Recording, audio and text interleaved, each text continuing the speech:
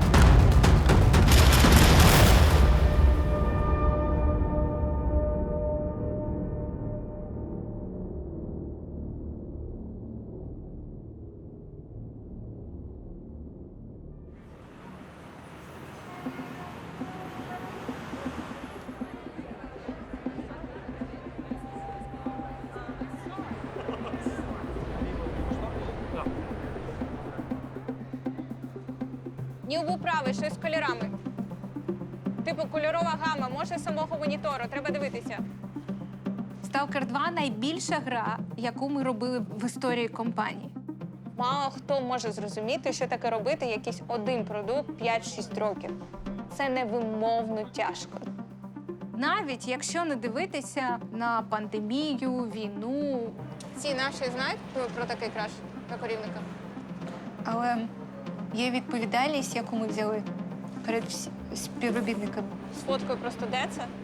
Якщо ми вже за щось беремося, ми це робимо, до кінця.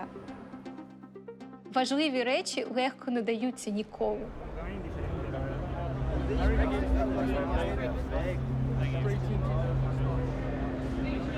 Цей Gamescom 2023 – це буде перший раз, коли ми покажемо гру гравцям. У мене Hail Mary. Що ми тут Hail Mary. Hail Mary.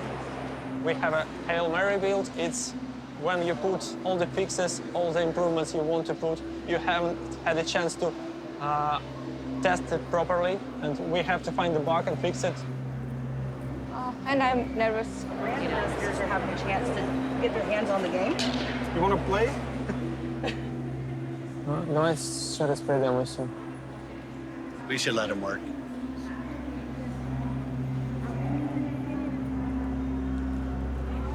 Для нас поїхати на Gamescom – це сміливе рішення. Типу, а якщо йому не сподобається? І ти про це думаєш, і тобі аж холодок по спині. We understand this game has a lot of expectations from million of players. Тому що у 2007 році перший Stalker, вона була супер успішною. So far, so good. Ми стоїмо на спинах легенд, які створили перший Сталкер. І нам не вибачать, якщо ми зробимо його меншим, ніж великим.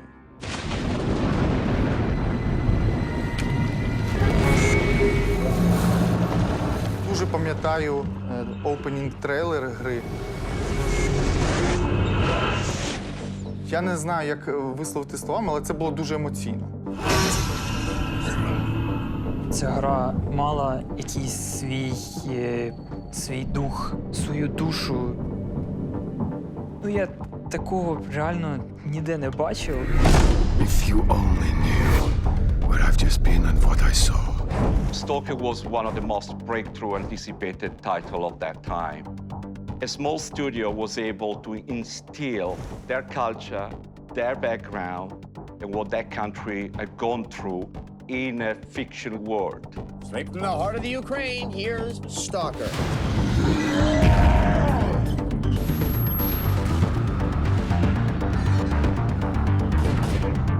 Сталкер — це бувається про шлях людини через цю Чорнобильську зону. Це такий синтез класного шутера і радянської атмосфери, особливо там на Заході. Вона всіх цікавила. Ігри сурвайвал жанру вони існували, але конкретно так, як це показав Сталкер, його ніде не було. I remember that I was walking into the swamps and they were dark and there were these damp sounds. Something was howling in the background and I was just like, oh shit, I'm out there. And it was, I think it is a very natural feeling for a rookie stalker. Тобто вона не була доволі була не казуальною. І це от саме те, що людям сподобалось. Людина могла понуритися у цей світ і залишатися в ньому дуже довго. Сталкер не закінчувався, коли ти вставав від комп'ютера. Свобода или долг? Робили дуже багато різних локальних івентів для Stalker Fan Community. Ottelun säännöt ovat hyvin yksinkertaiset.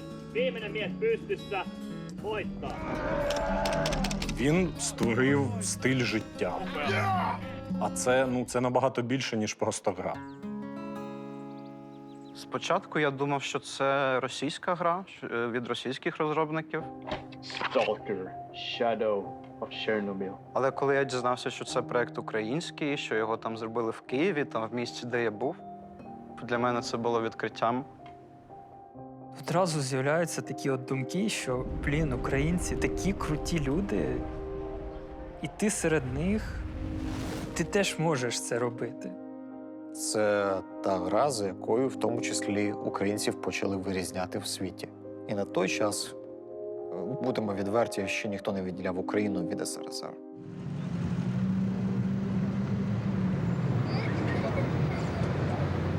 Ми народились в Україні, і на той час вона була частиною Радянського Союзу. Там перші комп'ютери, на яких можна було хоч щось грати чи ігри, щось по типу 91-го року. Це був ZX Spectrum. Такі консолі були у одиниць людей на всю країну. Вони були дуже дорогі. І мій батько, він вирішив ті гроші, котрі він збирав на автомобіль, витратити на купівлю першого комп'ютеру. Це було досить складно пояснити моїй мамі, але він наголошував, що це інвестиція у майбутнє. GSC була заснована в Києві, в Україні, в 1995 році. Компанію заснував мій брат Сергій. GSC – це його ініціали. Григорович Сергій Константинович. Це взагалі була мрія зробити щось визначне. Тим більше в Україні, де до цього гейм-індустрії як такої не існувало. Мені було дуже цікаво розуміти, як розробляється контент. Прийшов на фултайм роботу і розпочав працювати як QA. Мені тоді було 14 років. Зі всіма спілкувався, дивився, як вони працюють. І так я дізнавався, як робити ігри. Це були такі дуже творчі люди, які намагалися зробити щось дуже цікаве, щось дуже нове і щось дуже прогресивне. І тому в нас досить багато приходить людей, які не працювали до цього в ігровій індустрії, але вони є кваліфікованими програмістами. Я приєднався до GSC Game World в березні 2002 року. Тоді це був ще проект Oblivion Lost. Сталкер, в ньому була сюжетна конструкція інша. Це була не Чорнобильська територія. Це було десь Майя. Там були ацтеки і майя, і от щось таке, і прибульці. Але плюс Сергій хотів додати дещо, що би прив'язувало це до України.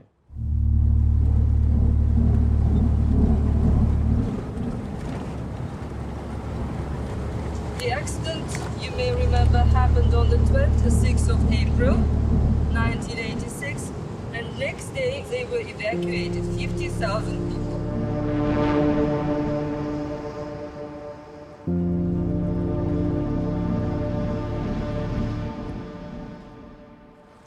Ми з командою випадково поїхали на екскурсію в Чорнобильську зону. Can't imagine where we are. Just probably 1 kilometer away from the sarcophagus. That's incredible.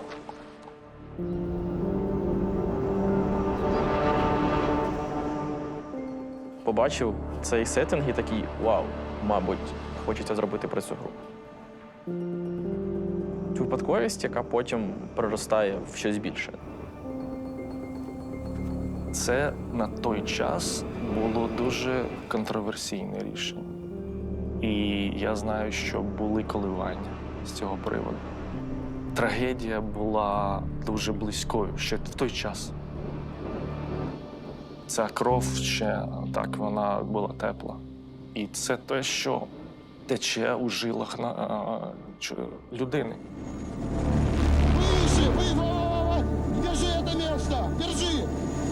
Moscow does not like to admit mistakes, just bury them. Tonight it seems to be doing both. Moscow stunned the world by announcing an accident at one of its nuclear power plants. And the fact that it said it in public may be a tip-off to a lot of destruction, possibly death, for some of the 2.5 million people around Kiev. Kiev is about 80 miles from the plant. Radio Budapest also noted that the plant is near the city's water supply, leading to speculation that the water has been contaminated. Це трагедія неймовірних масштабів, яка не мала за жодних обставин статись. One of the big problems of the Russian reactors is that they do not have any containment around the reactors such as is required in the United States. So I think the Russians are reaping, unfortunately and tragically, the consequences of poor design.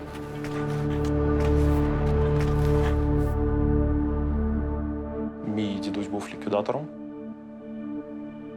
Він будував стіни підземні, щоб підземні води не потрапили далі, ті, які заражені радіацією. Він помер від раку. І я очікую, що дуже багато людей, ті, хто там народились, ті, хто там живуть, так чи інакше помруть від раку. Люди розуміли, що вони загинуть, і вони все одно вирішили піти на це, щоб врятувати сотні тисяч людей, може більше.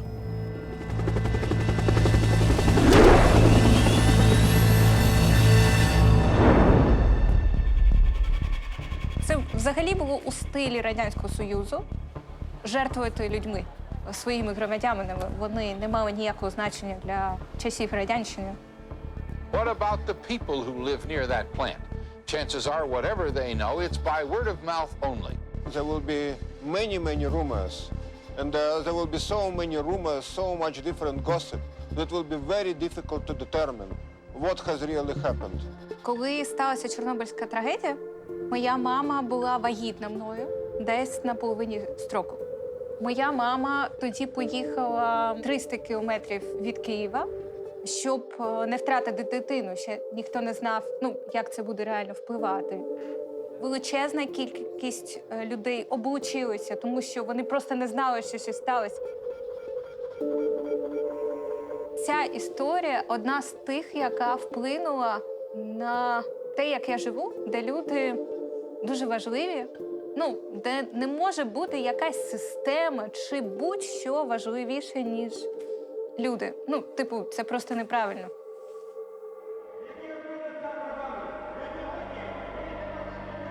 До 86-го року Україна ще була десь ментально в Совєтах. Але після 86-го я вважаю, що цей рахунок цих днів, він вже сходив на нуль, на нівець. З'являлася нова самостійна Україна. Конституція і закони України, а Конституція і закони СРСР не діють. Цей акт набирає чинності з моменту його ухвалення. For most Ukrainians, the chance to set off on their own is a dream come true. A chance finally to cast off 300 years of Russian rule. Political affirmation of independence is only the first step in a long process of disentanglement from 7 decades of Soviet centralized planning. Only when that process is completed will Ukrainians be masters of their own destiny.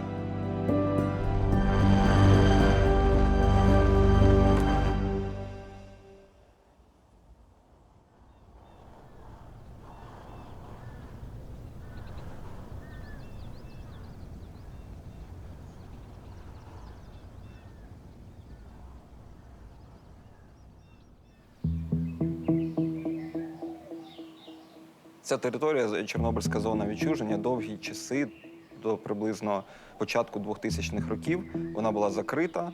Ніхто не розумів, крім самих працівників Чорнобильської зони, що там відбувається, які реальні наслідки аварії.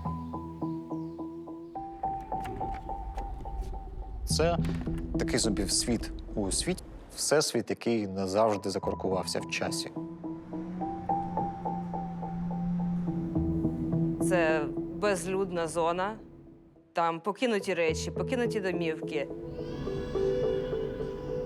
Там інколи можна почути від людей різні історії про якісь експерименти, про якихось мутантів.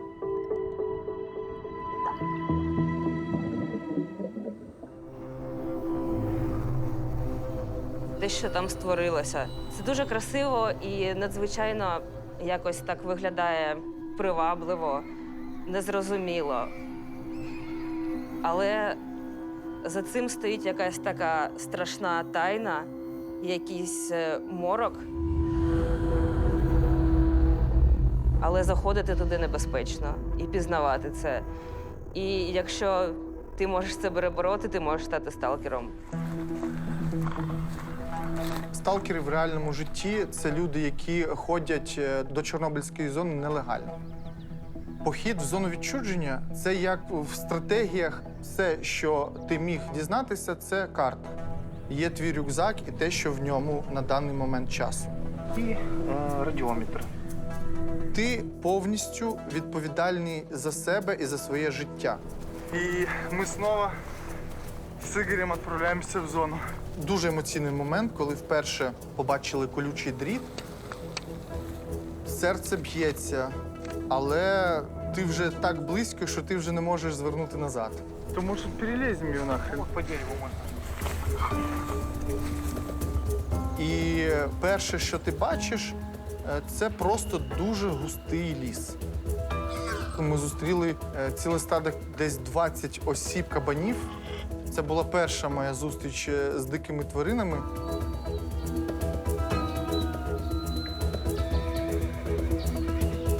Ми можемо літералі побачити, що реально робить природа. Старий будинок, у якому колись жили люди, були щасливі, ростили дітей. А зараз там, не знаю, на 5-му поверсі з підлоги росте невимовно красиве дерево. Просто посередині кімнати.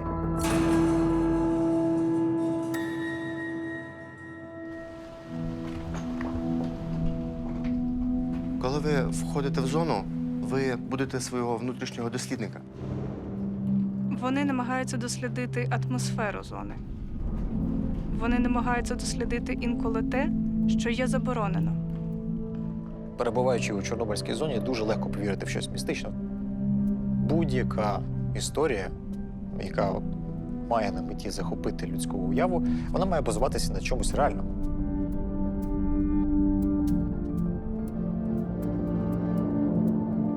Оце ставлення, що це дуже небезпечно і дуже дивно, Хорошо сохранившаяся церковь.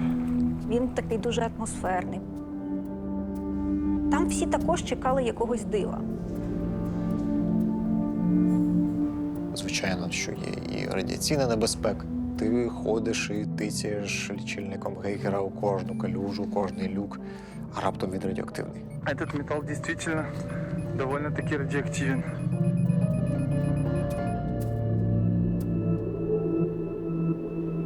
Вона просто застигла в цьому жаху. І ця територія як пам'ятник тому, чого не має відбуватися на цій планеті. Той час залишився у 86-му році. І це дуже, з одної сторони, трагедія, а з другої сторони, це велика вдача, що ми маємо такий музей. Музей часу, я б назвав цього.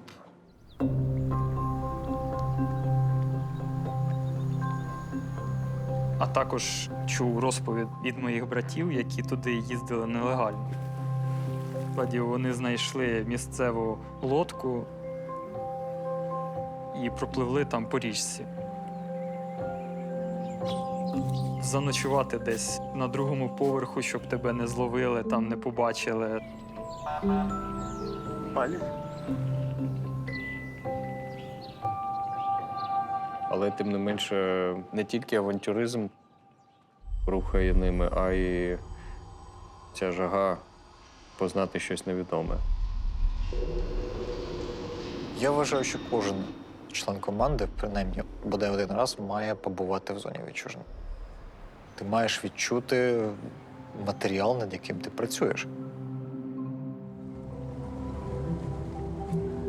Команда багато разів їздила до Чорнобильської зони відчуження.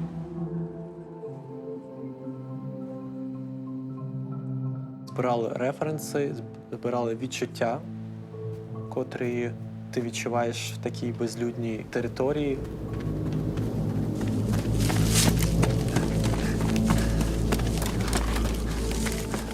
І гра «Сталкер» розкриває атмосферу всієї території, всієї зони відчуження. Вона передає емоції. Бой, защитники Монолита! В бой! Отомстим за павших братьев наших! Одним з антагоністів оригінальної гри є таке зване угруповання «Моноліт». Це, як на мене, це одна з таких алюзій на тотальний контроль, що ми переживали під час радянської окупації.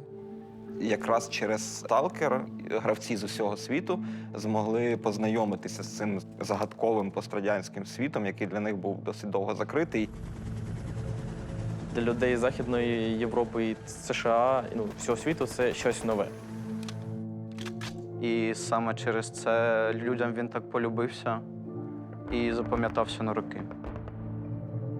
Якщо гра впливає на світогляд, то це вже не гра. Очень приятно, что вы пришли. Очень приятно, что вы цените то, что мы делаем для вас. Мне очень приятно думать о том, что сталкер-движение, оно существует не только в рамках какой-то маленькой территории, но и, возможно, всего мира. What comes with a very engaged and very demanding community is they always want more from you. You have people that for years have been wanting the sequel. The anticipation level was stratospherical.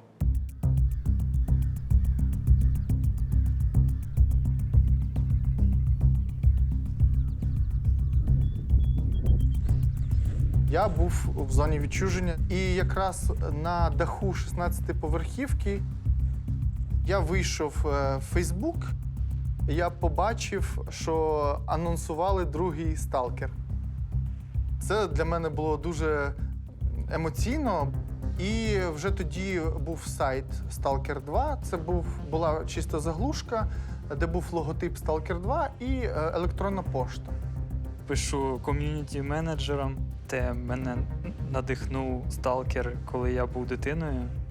Я концепт-художник, ось моє там портфоліо, я готовий з вами працювати. Не дуже горів бажанням тоді змінювати роботу, але я подумав, що, ну це ж «Сталкер», це проєкт мого дитинства, який мене спрямував так по життю. Мій брат Сергій пішов з компанії в 2011 році.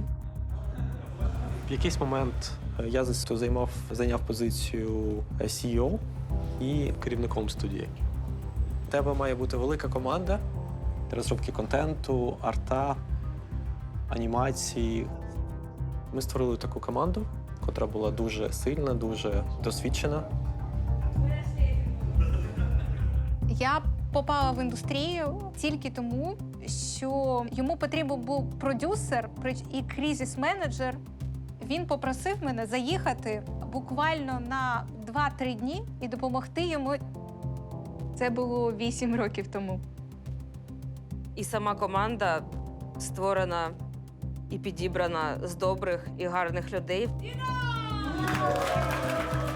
Дійсно, це схоже на більш сімейні такі відносини, коли до співробітників ставляться як от до членів сім'ї.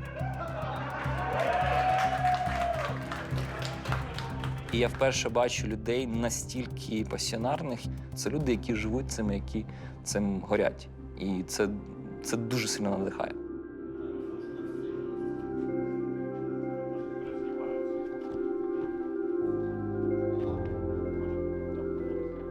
Один з найзахопливіших елементів гри «Ось так є» – це величезний відкритий світ.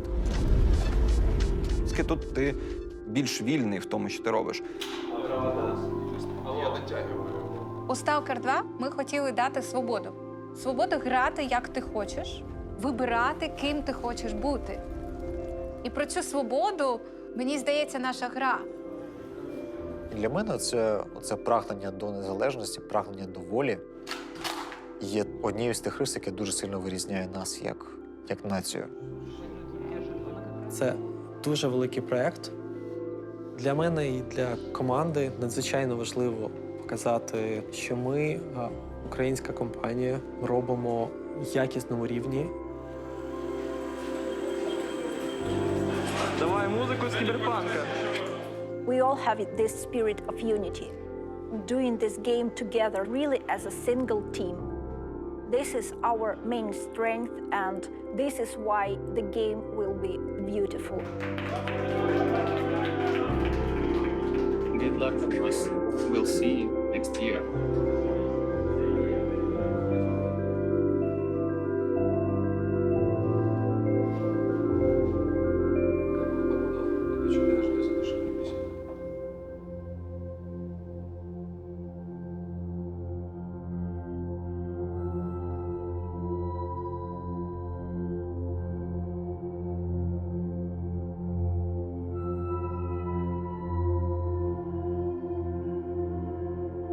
Війна – це не те, до чого можливо приготуватися. Ні морально, ні фізично. Війна – це не є нормальним станом для людей. Але наші вороги живуть, марять ідеєю повидобути якийсь кадавр з Радянського Союзу. І це не ті люди, які просто так полишають свої цілі, коли вони вже взялися за них. Тому я був абсолютно певний, що вторгнення буде.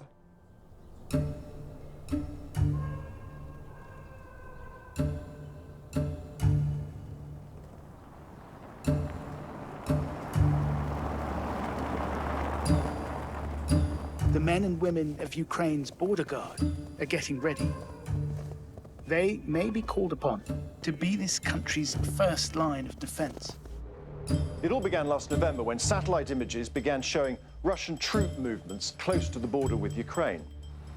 Найбільше нервувати я стала восени 21-го року, коли російські війська типу на навчаннях були під українськими кордонами у різних місцях.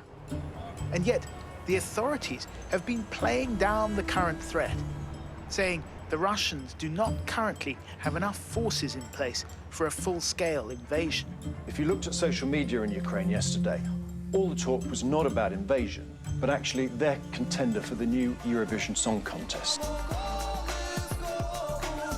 Ну, я тривожився не те, щоб надто сильно, тому що Росія часто проводила тренування кожен рік.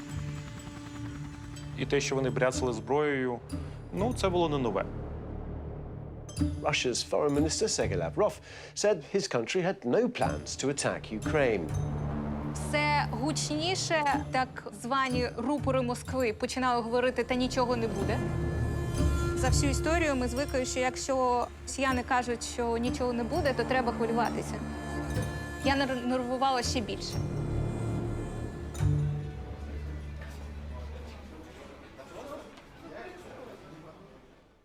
Марія почала пропонувати, розглядати наші наступні кроки, що ми маємо робити. Я на той момент вже дуже довіряв її чуттю. І це була наша мрія – робити компанію так, де люди на першому місці. І ми почали обдумувати, який взагалі може бути план, як спасати людей. Я дуже люблю грати в стратегічні ігри, тому що там завжди треба мати багато різних стратегій та планів. Як ми переїжджаємо, як ми будуємо маршрут, де може бути затори, де може бути небезпечно.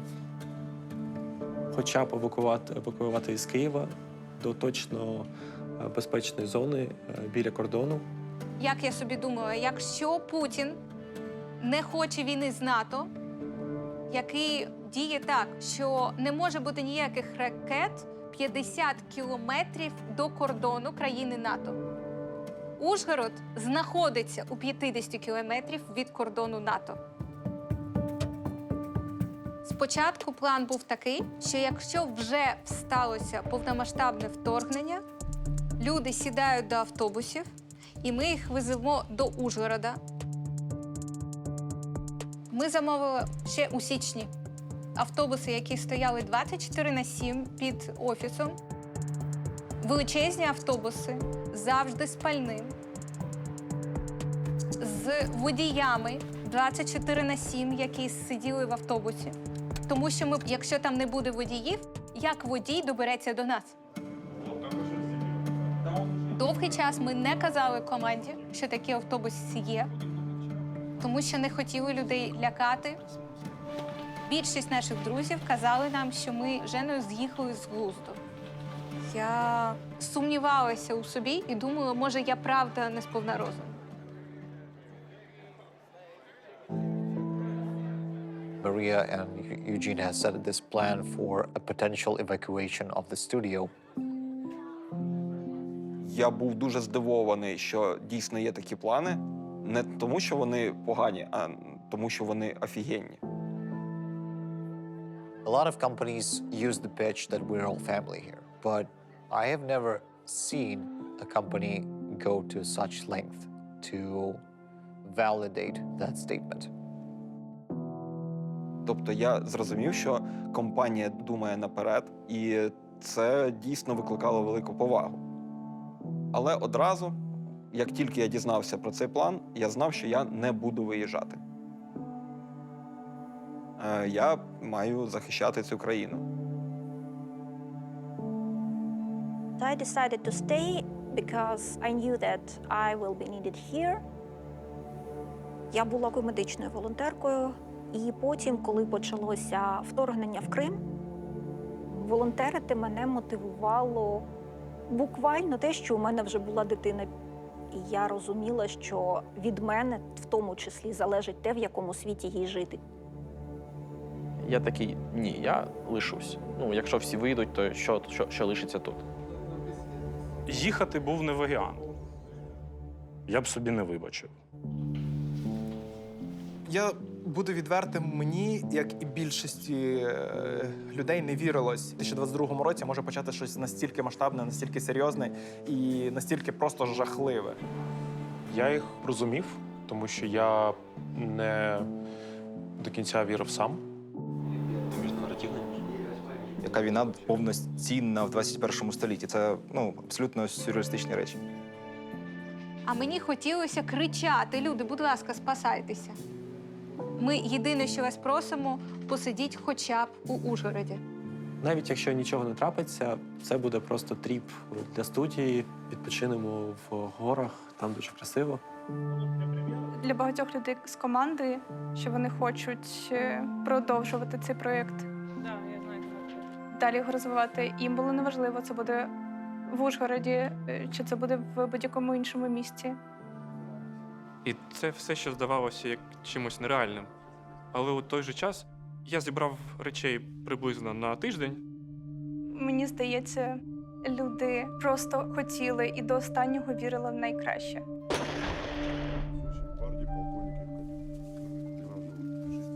Коли від рішень залежить доля багатьох людей, і ти не впевнений, що ці рішення вірні, то це дуже лячно. Але я дійсно не розумію, як можна щось робити інакше.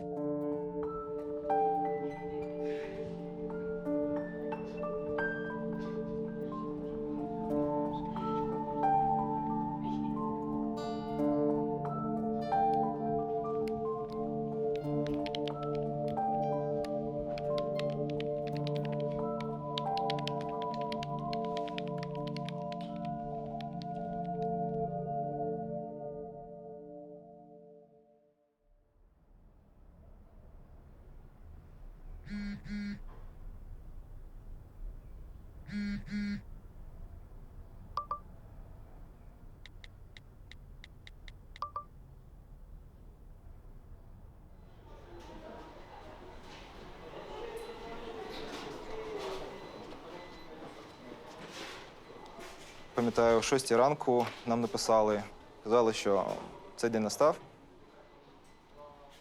Збираємося всі в офісі. Ми сьогодні виїжджаємо на захід країни. Нам повідомили, що автобуси будуть чекати нас за кілька годин, що ще нічого не трапилось. Але про всяк випадок, зайшовши в офіс, було дуже чітко відчувалася напруга.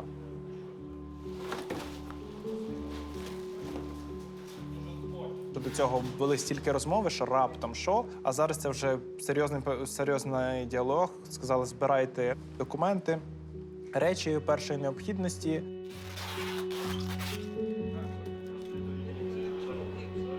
Я прошу, беріть ваших близьких, прошу, беріть ваших дітей і просто їдьте. Я взяв дружину, дитину, ми спакували сумки. Я взяв свій Xbox, і дружина питала, а навіщо ти його береш? І я сказав, що, можливо, ми не повернемось. І ця фраза якраз таки була досить значущою в той момент.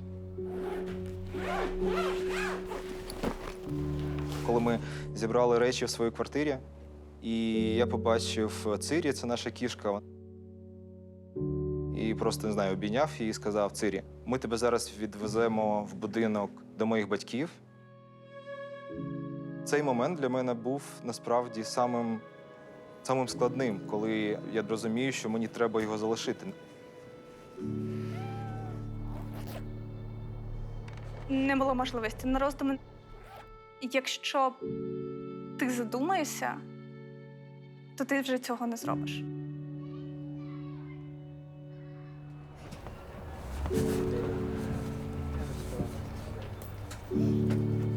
Це було дуже складно виїжджати з Києва, але коли ми виїжджали, ми дійсно не розраховували, що це затягнеться надовго.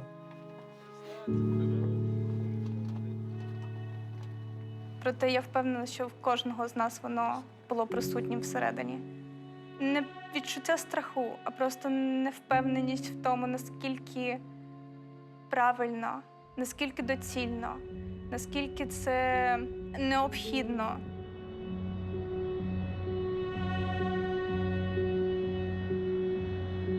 Частина людей поїхала автобусами, частина на своїх машинах. Нам просто сказали, ось координати, їдьте туди. Це найбільша країна Європи. Транспорт з Києва до Ужгороду займав багато годин.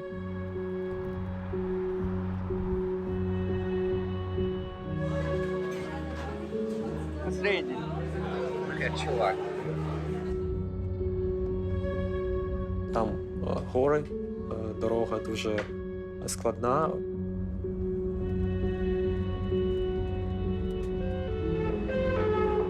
І це все було дуже-дуже довго тягнулося.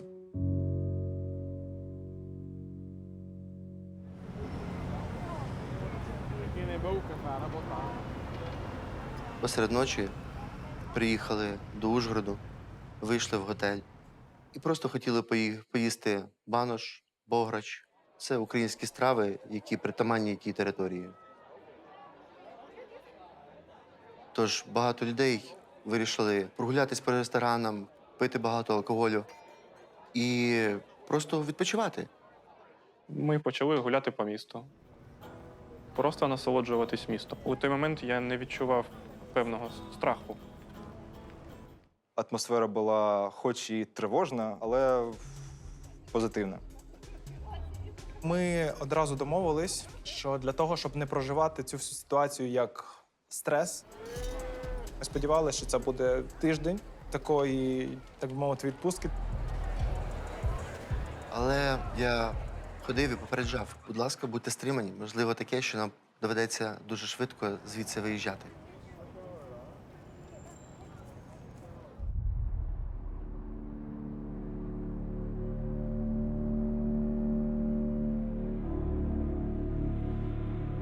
Уважаемые граждане России, дорогие друзья, тема моего выступления – события на Украине.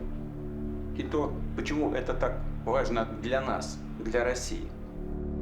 Один з дуже страшних для мене днів – це була промова Путіна. Конечно, мое обращение адресовано и нашим соотечественникам на Украине. I stayed in Kiev with my mother and my daughter. My friend in Moscow, he called me in the middle of the night. He worked in television and he saw Putin's speech before it was aired. Современная Украина целиком и полностью была создана Россией. And he said that, Dasha, you have to run, it's war. Здавалося, що після його промови через 5 хвилин підуть ракети. Россия имеет полное право принимать ответные меры обеспечения собственной безопасности. Именно так и будем поступать.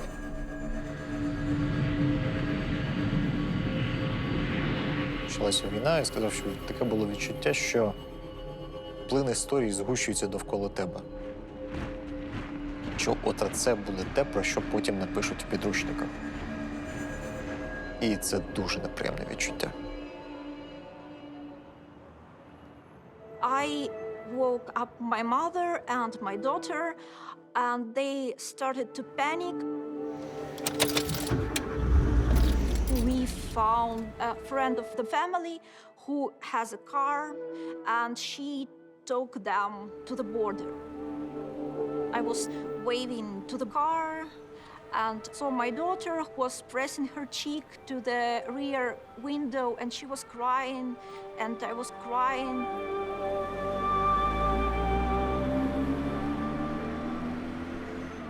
And then I just went to the overnight coffee shop and bought a big, nice latte with foam, with whipped cream, and with all bells and whistles, because I knew that it's the last one. And for quite a time, it was the last one.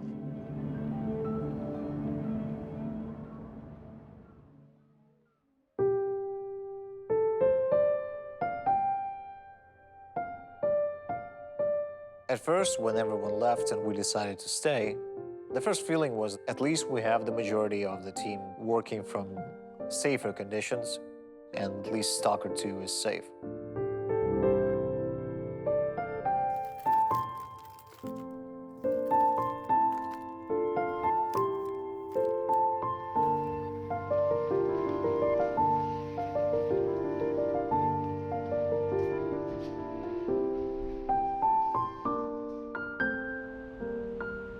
Мама, помаши Егору, я снимаю видео. Видишь, все. У нас все здесь.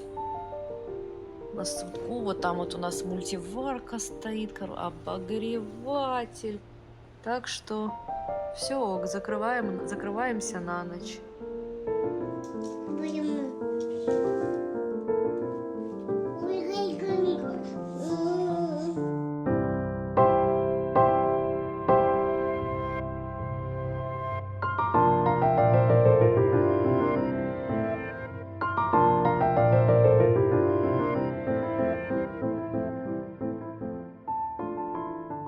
Мій син народився 22 грудня за декілька місяців до початку війни.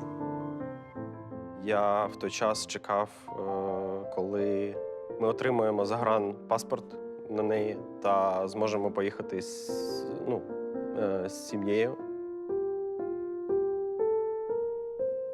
Нам подзвонили 23 лютого. Я отримав повідомлення, що ви можете завтра зранку приїхати забрати документи на дитину.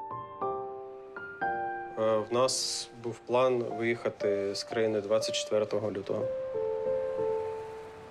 Але все пішло не так, як планувалося.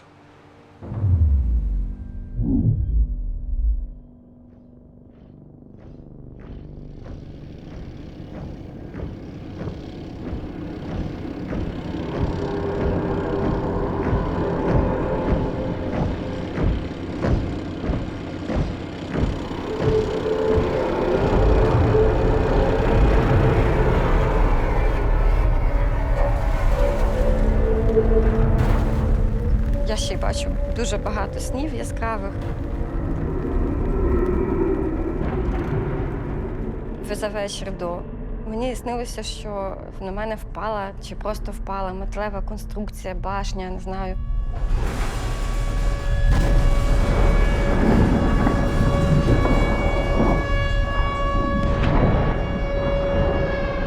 Але я проснулася від звуку в сні. Перша сирена, вона просто по всіх жилах пройшлася. Мій друг мене набрав, розбудив мене і сказав, почалося. І буквально через 30 секунд по моєму кварталу був приліт.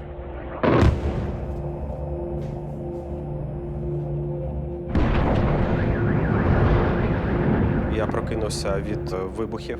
Це були перші прильоти по нашим аеропортам та нашій енергосистемі.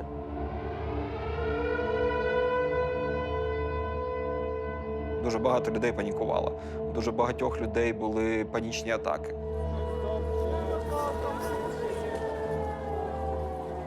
Я пам'ятаю першу тривогу, яку ми почули в Києві. Це було доволі моторошно.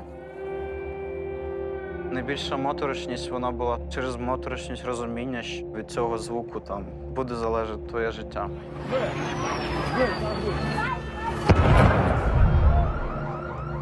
Не знаєш, що тобі робити, абсолютно. Бо підсвідомо ми вже всі були готові померти. Всі лякалися. Ми усі спускалися увесь дом у підвал. І коли я побачив свою жінку та дитину, яку вона тримає, і цей холод там, і дитина плаче, це було як таким, як нож у серці.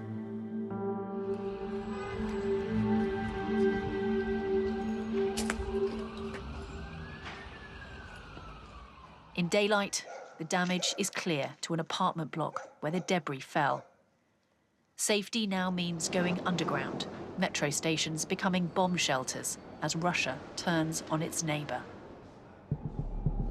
Я кажу чоловіку, що ми не можемо тут залишатися. Вирішили поїхати на захід країни.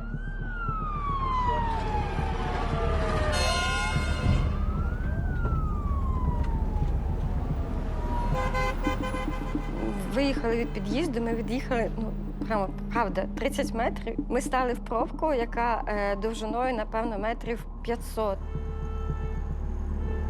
Без перебільшення за 40 хвилин, там, за годину ми проїхали 3 метри. Ми просто вирішили, що це не має ніякого сенсу.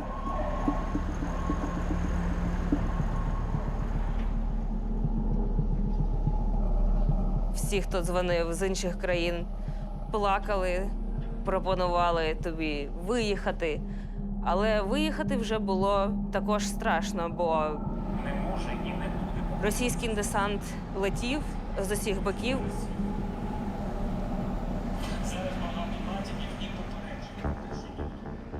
Тому що наступ почався не тільки на лівобережній стороні України, а й на правобережній зі сторони Чорнобильську атомну електростанцію. Происходит прямо сейчас на моих глазах.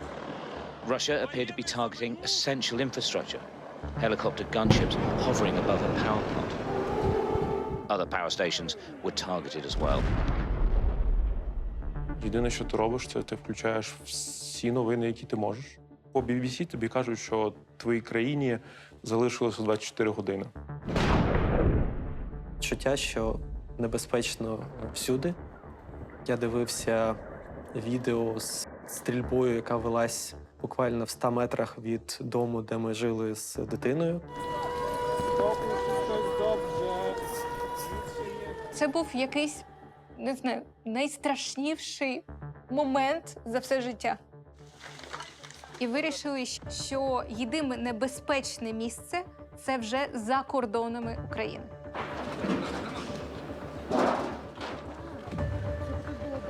Не було часу, щоб розмірковувати про це, щоб це переживати. Треба було займатися евакуацією, розміщенням людей в Угорщині. Ми організували автобус і відправили їх пересікати кордон.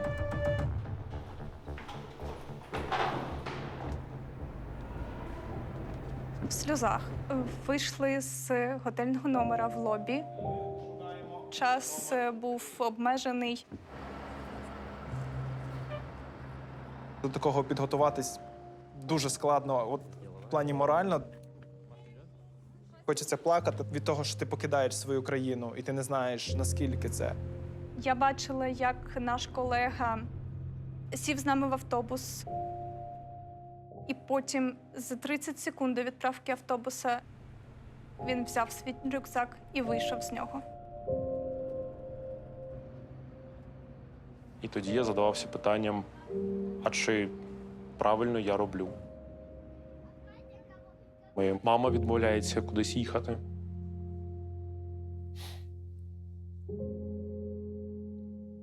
А я відчуваю себе зрадником.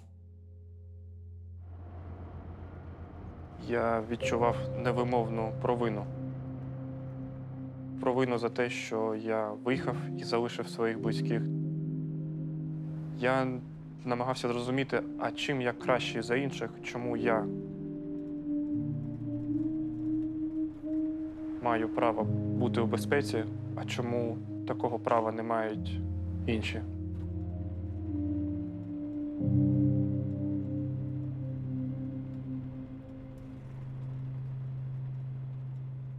Returning to Ukraine now, and the east of the country where fighting is intensifying. Its armed forces are increasing their efforts to train volunteers to reinforce those on the front line. These budding recruits will hand over their details and wait for the call. Citizen fighters in a nation which is rapidly mobilizing. Я Дмитро Ясенєв, розробник «Сталкера». Ніколи не міг уявити, що в 21 столітті в центрі Європи може статися повномасштабна війна і доведеться взяти до рук зброю. Таким чином, в перший день війни я і приєднався до Збройних сил України. Не було розмови з дітьми про це.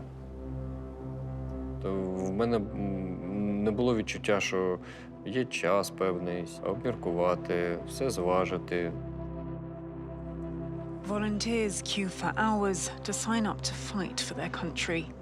Men and women of all ages and from all walks of life crowd in the recruitment building. почала обдзвонювати своїх військових друзів.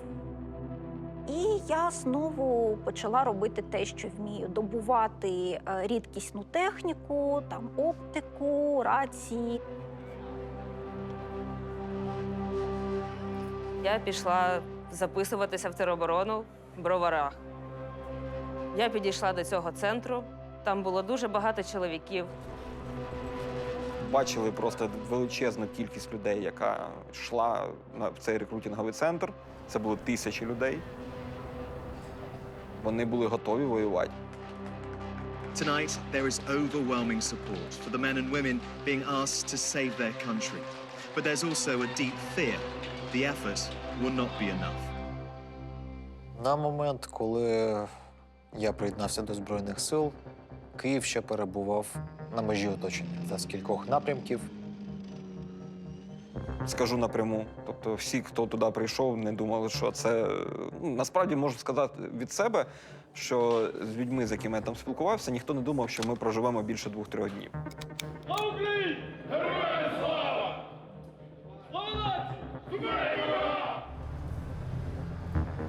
Перше враження, мабуть, було, що я роблю? Я ж взагалі нічого не розумію. На що я поперся до тої армії? І, чесно кажучи, я навіть злий на себе за те, що я надзвичайно непідготовлений пішов. В мене був рюкзачок сталкера, джинси, куртка зимова. От я так і пішов. Можна? Ми просто чекали. Чекали, коли ми отримаємо зброю, чекали, коли нам видадуть якісь розпорядження. Чекали смерті від ракети.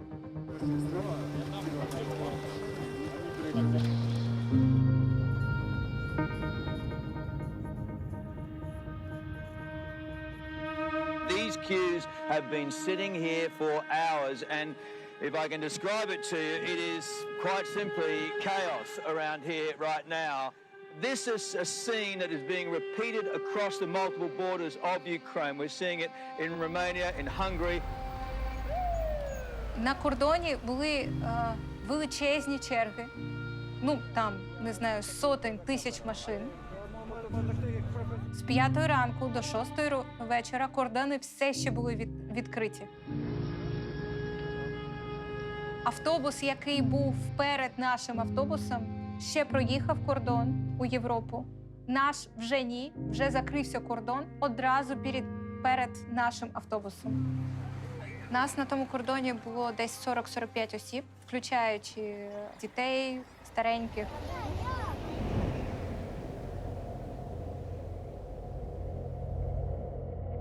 Ми знайшли, де можна перейти пішки.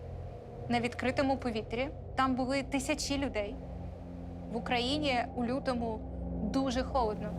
Звісно, було жахливо. Там поле, там вітри. Це обдуває з усіх сторін. Тобі не можна десь сховатися від вітру. Там нема магазинів з гарячими напоями чи з чимось ще, з їжею, нема нічого. Кордон, коли ми вийшли, був перекритий і нас не пускали. Сказали, там вже багато людей. Розвертайтеся звідси, давайте. Там на місцях, все ж вмовила. Але після цього сам перетин, піший перетин, зайняв там 12 годин. І там поле, там вітри. Я думаю, що я так не замерзала ніколи у своєму житті ever.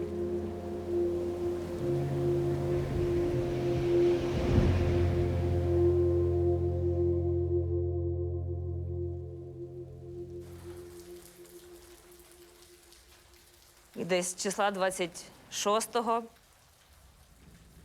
я палила у себе на балконі.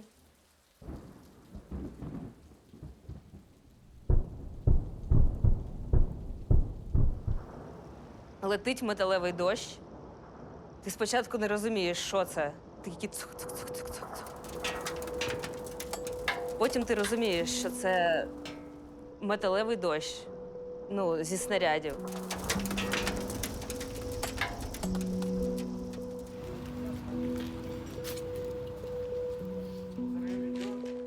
when there were first reports of civilian casualties, like mass civilian casualties.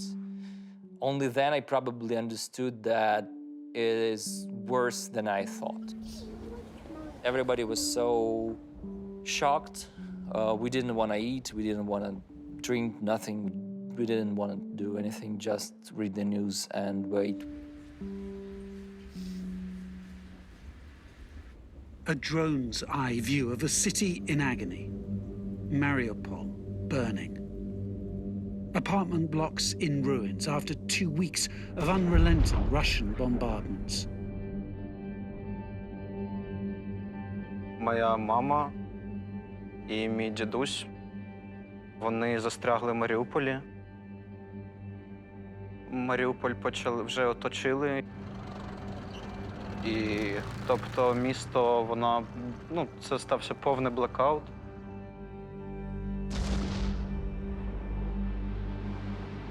На 4-й день я повністю втратив зв'язок з рідними. Зі своїми рідними я не міг робити нічого, крім пошуку інформації, звісно, в інтернеті.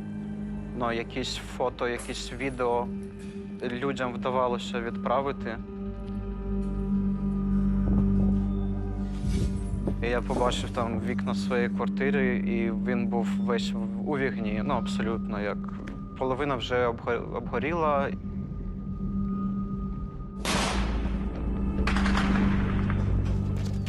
І на наступний день я побачив російський сюжет від російських воєнних кореспондентів. Там, де чуваки з ракетницями штурмують багатоповерховий дім мого дідуся.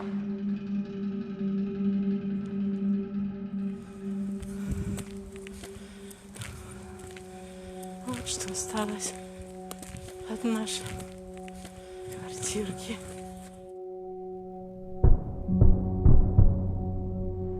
Ненавидив цю безпомічність. Просто це було повна руїна того відчуття, що ти контролюєш своє життя. Я втратив надію, що вони ще живі, і я дуже ненавидів себе через те, що я тоді не вмовив їх поїхати.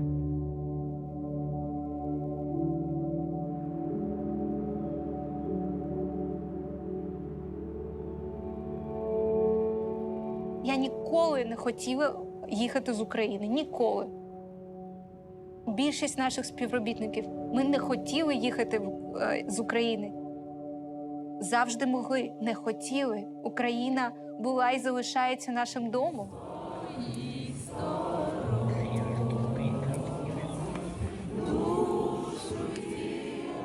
Перші дні після того, як ми тільки перетнули кордон, ми просто, щоб не зійти з розуму, в Будапешті ще ходили в український центр і просто проводили там дні.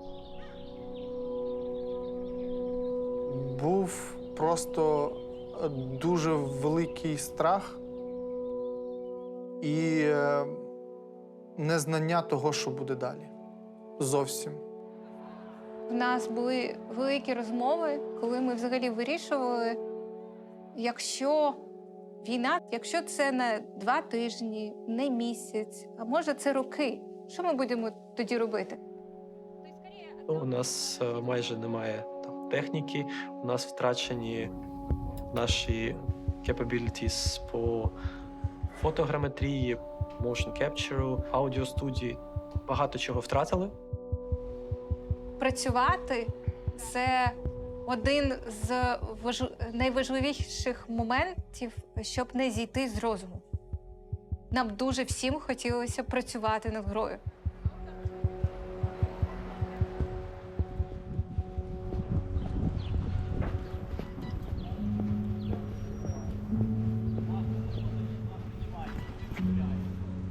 Війна – це дуже реальна і страшна істота.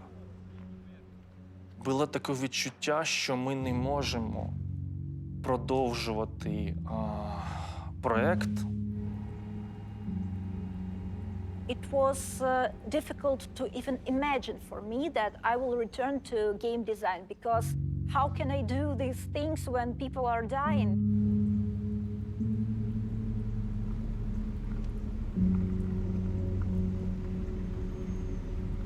Просто куска дома нету.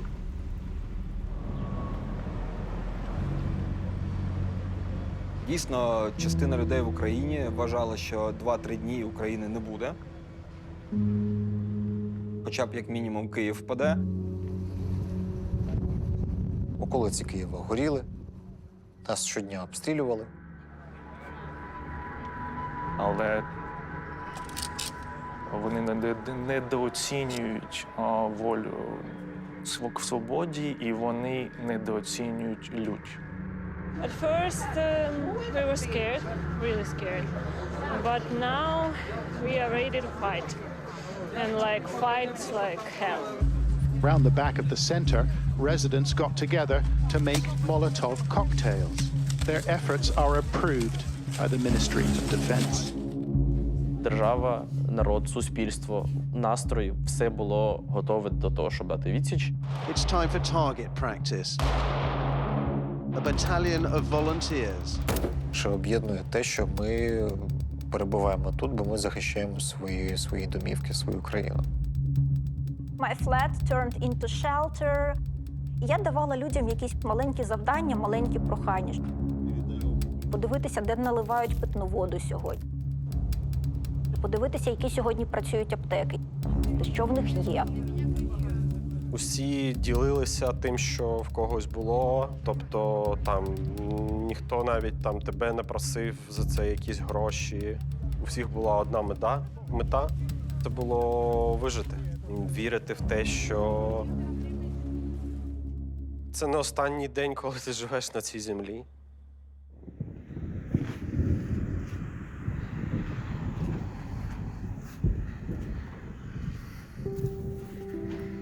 Були дні дуже страшні. Я можу розповісти, у мене в селі не було світла. Зв'язку було повністю нуль, інтернету ніякого, і 2 тижні сиділи в тому погребі з дружиною, зі своїми котами. Та у мене було відчуття, що мене кинули, але це як воно сталкер. І треба вчитись якось в таких ситуаціях жити. Я перейшов на малювання на папері, тому розробка у мене не зупинялась.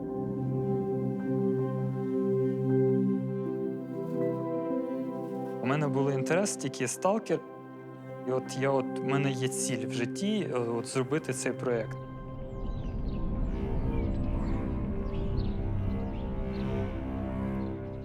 21 березня смс-ка прорвалася.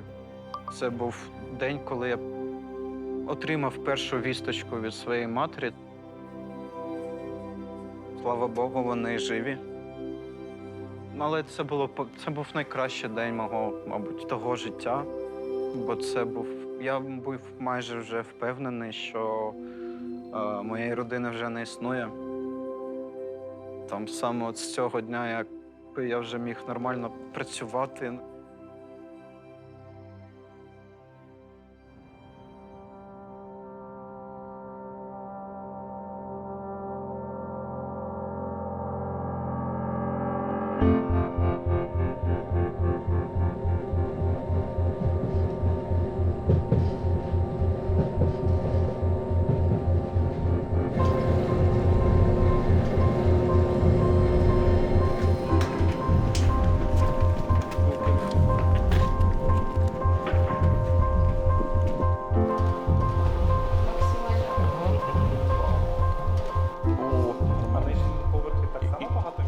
Ми знайшли офіс Дочеської Республіки. Дядько нашого співробітника знає людей, які керують цим офісом у Празі. Про Чеську Республіку ми не знали нічого взагалі. І нам треба було з нуля це якось організувати.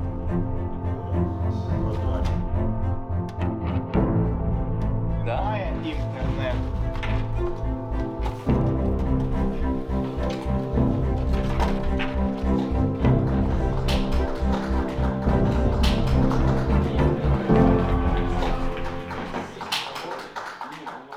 А там будуть звукові. На початку ми зіткнулися з величезною проблемою повного перекасту для акторів. Частина акторів пішла на війну, частина змінили місце свого проживання чи не виходили на зв'язок. Повний перекаст акторів у Празі був єдиний шлях для нас. Listen, the zone has remained stable for years. And that was only half of the problem because we didn't have a motion capture studio at the time. Ми повинні були побудувати motion capture студію звукозапису абсолютно з нуля. Будь-який з нас відчував тому такої сили, коли здається, що ти більше не можеш встати з ліжка взагалі. Маша з Женєю просто, не знаю, перевертають гори. А ти бачиш, як їм важко.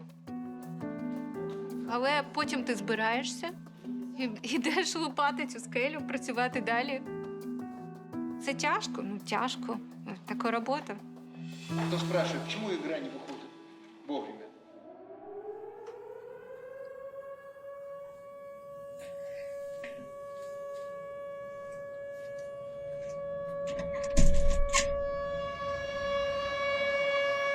Рабочий день начинается с тревоги.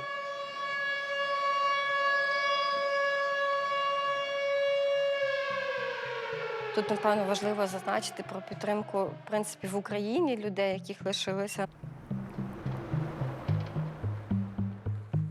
Коли в нас були відключення світла, компанія влаштовувала місця для працівників, щоб вони могли використовувати електрику.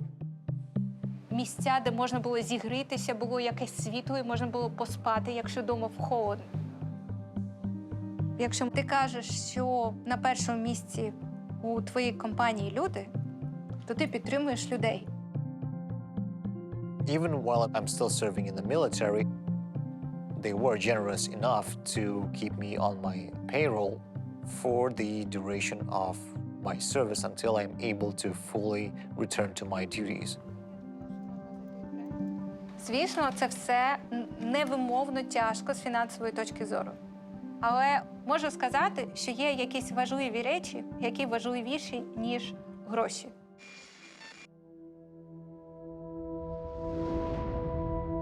І ми зайняли як компанія дуже принципову позицію по відношенню до Росії. Ми вирішили, що відміняємо всі продажі на території Росії. І ми вирішили відмовитися від російського озвучування і видалили ті матеріали, котрі вже записали. Це викликало дуже багато агресії з сторони російських гравців. До війни повномасштабної нас дуже багато було звідти прихильників. Але в цілому варто зазначити, що російська мова, в принципі, російська культура мала дуже значний вплив на наше суспільство. В Радянському Союзі українська мова пригнічувалась. Що роками російська пропаганда несла російську мову, російську культуру. Вона подавлювала локальні культури всіх народів, які оточували Росію. Українці мали дуже довгу історію боротьбу з росіянами, їхнім впливом на нас, нашу культуру, на нашу мову, на нас самих. Українською говорити, розділяти нас і їх. І це для нас стало важливим. The decision to not support the Russian market. It's the right decision, but comes with consequences. Немає дня, коли вони не намагаються зламати цю компанію.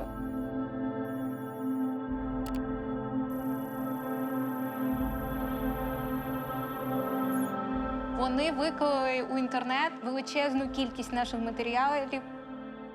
Це була агресивна зламати, щоб знищити. Ти змогу знищити нашу компанію. Ненормально – це коли персональні дані, включні з паспортними даними, вони викладали в інтернеті. Це ненормально, коли вони фотографію мого будинку з призивом «От сюди ракети, щоб вони здохли». Оце ненормально.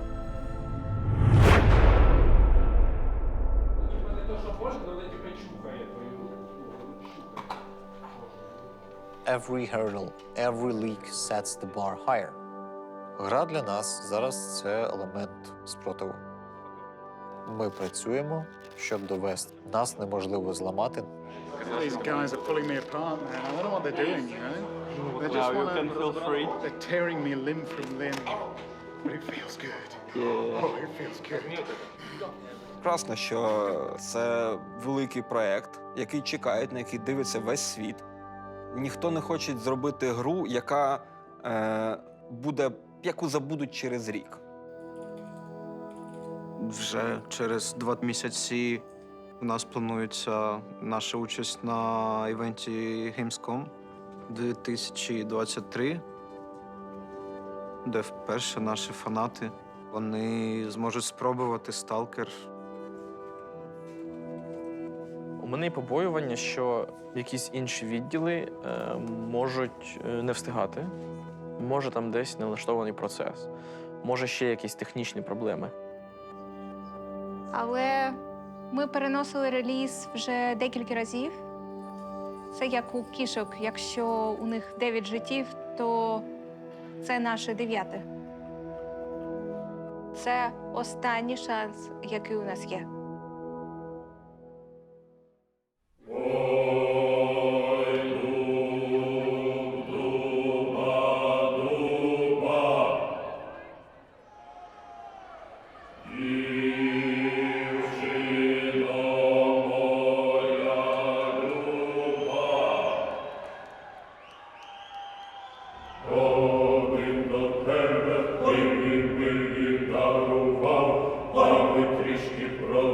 Stalker fans have long awaited a new entry into the Stalker franchise, but their patience is finally paying off. Stalker Duel! Stalker! Have fun.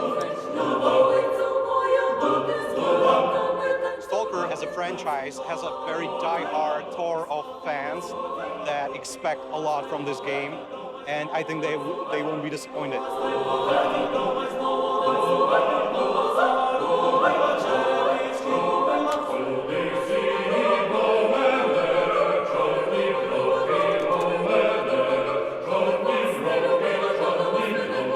I liked the feeling of the weapons, the gunplay. It was nice, it was intense, it was visceral. My first reaction was like, oh wow, it's really familiar. My doubts about the game just disappeared because it really feels like a Stalker game. They struck gold with how the game plays, how the game looks, how the game feels. I really had fun. I'm so happy that this game prevailed the war, and I'm sure Ukraine will prevail as well. That's fucking awesome.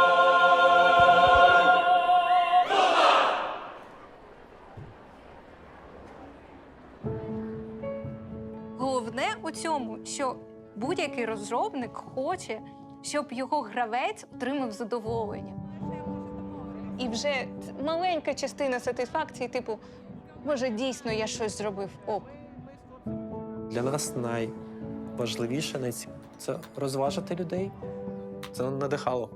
Вся команда була в захваті від такої реакції.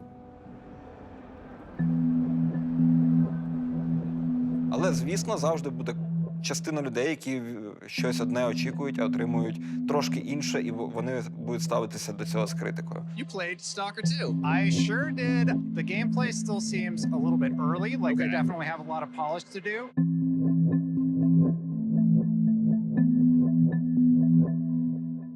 Зайшов в один паблік, захопив любов'ю. Зайшов в інший, поїв ненависті.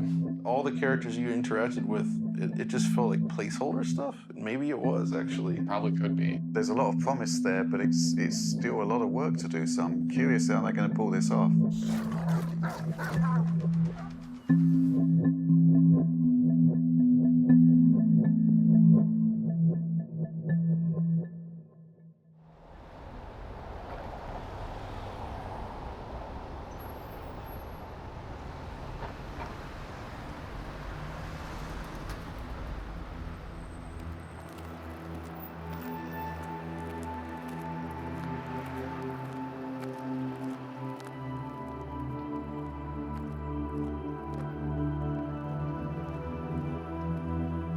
Немає у світі розробників, які хочуть випустити щось незавершене, чи хочуть зробити щось, що буде гравцям не цікаво. Але неможливо працювати ще завзятіше чи ще більше. Що ми все робимо для того, щоб це було якнайкраще. Для творчої людини не є ціль продати гру найбільшу кількість разів. Ціль – це зробити продукт, за який ти будеш пишатись. Звичайно, нам не вдалося там все зробити ідеально, але нам багато що вдалося. Досягти – це для мене і для команди це надзвичайний успіх. Ми прямо як прапор, який далі майорить, хоч він і під вітром, і, не знаю, ракетами. Мені здається, що ми вже є якимось певним символом, що ми зробили цю гру. І я хотів би, щоб якийсь умовний гравець він розумів, що за кожною історією, за кожним елементом, що є в сталкері, є людина, яка перемогла себе, щоб довести це до кінця.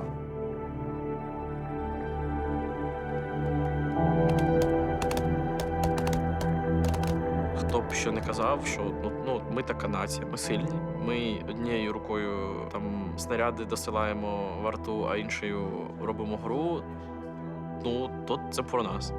This is a team who's talking about their culture, talking about fighting for the existence of being a nation, of being a people, of having their own language. And now we all, as a world, have gotten to see how tenuous that, in fact, is. Це дуже складний проект. В тебе є тільки віра у те, що в тебе вийде. І зараз вже видно, що зможемо.